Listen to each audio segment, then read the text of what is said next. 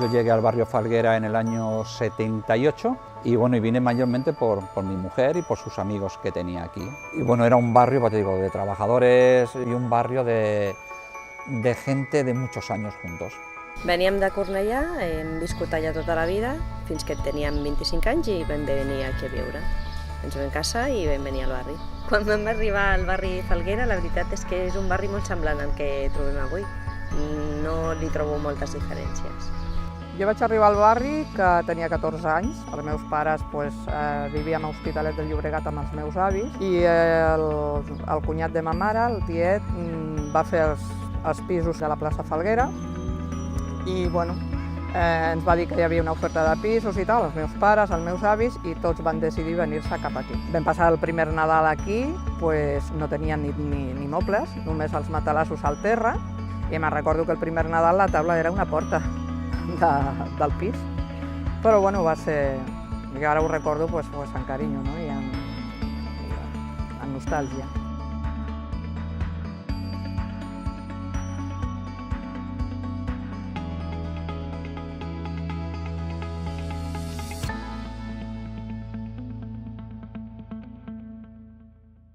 Cuando yo llegué al barrio Falguera a vivir, era un barrio de trabajadores, gente migrante de muchas partes y muchas zonas de España, barrio humilde, de gente migrante. La integración total fue por el fútbol, porque la integración realmente fue por la entidad esta de fútbol, unos señores que quisieron montar ahí un equipo de fútbol y bueno, nos juntaron a chicos, porque en aquellos tiempos éramos chavales de 25 o 26 años, y bueno, y ahí fue la integración realmente del barrio.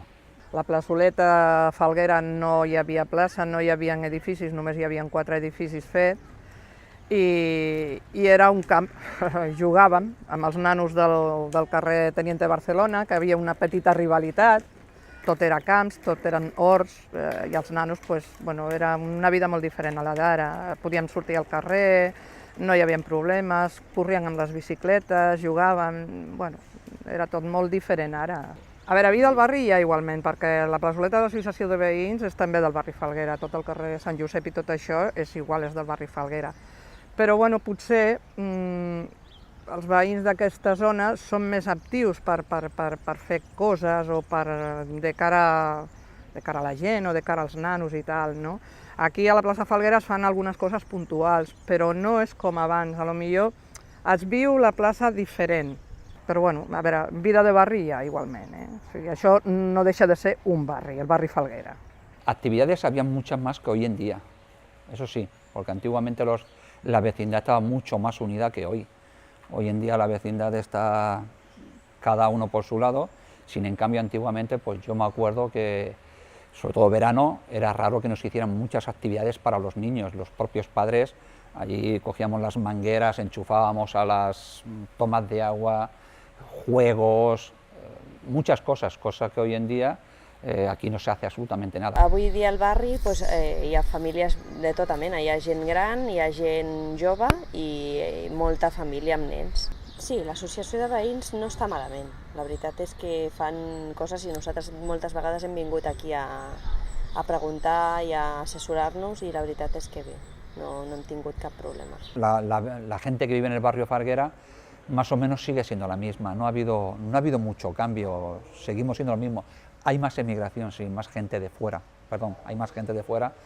porque antiguamente no vivían ni marroquí ni nada de esto, y hoy en día, sí, hoy en día tenemos mucha gente de fuera de estos países. La immigració aquí en aquest barri sí que hi ha immigració, però jo vinc d'un poble que és més gran, que és millor comunicat i que sempre hi ha hagut més immigració, llavors trobo que hi ha gent immigrant però no gaire, continua havent més de Catalunya i d'Espanya, jo penso que aquesta és la meva percepció, sí que hi ha, però en quant a convivència no hi ha cap problema, la gent bé, jo crec que sí, no trobo cap problema en aquest sentit.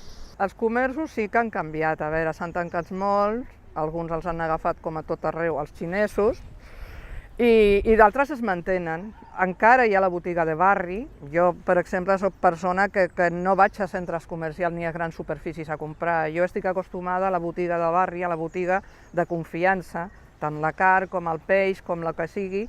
Jo vaig aquí al barri. I com jo, moltíssima gent no es mou d'aquí. Potser la zona del Pla, que han obert nova, diguéssim, que tot això eren horts i tal, quan es van fer, doncs potser la gent que viu aquí sí que és gent més jove o gent que ha vingut d'un altres puestos i és com si fos una mica dormitori, viuen més la nit i el cap de setmana i potser estan acostumats a anar a un centre comercial o a grans superfícies a fer les compres. La gent que visquem aquí de fa molts anys encara continuem anant a la botiga de barri. Hi ha diversitat per tots els gustos, perquè vagi la gent a on vulgui comprar. De moment la botiga de barri encara es manté. Potser en uns altres barris han tingut que tancar, però encara aquí el que és botiga petita de barri encara es manté. El mercadillo setmanal jo crec que per la gent gran aporta molt, perquè està molt proper, està a prop de casa i no t'has de desplaçar molt. De cara a la gent que treballa, de la gent més jove, és un rotllo perquè t'has de buscar la vida per sortir amb el cotxe, per tornar-hi, també has d'aparcar el cotxe a fora. Quan això és més complicat.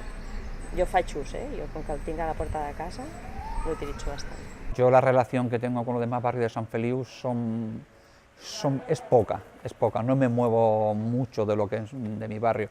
Me he movido con otros barrios a lo que es en el deporte, esto sí, pero ya era a nivel ayuntamiento, de juntarnos entidades de varios sitios del pueblo y hablar, quizás de problemas, ¿no?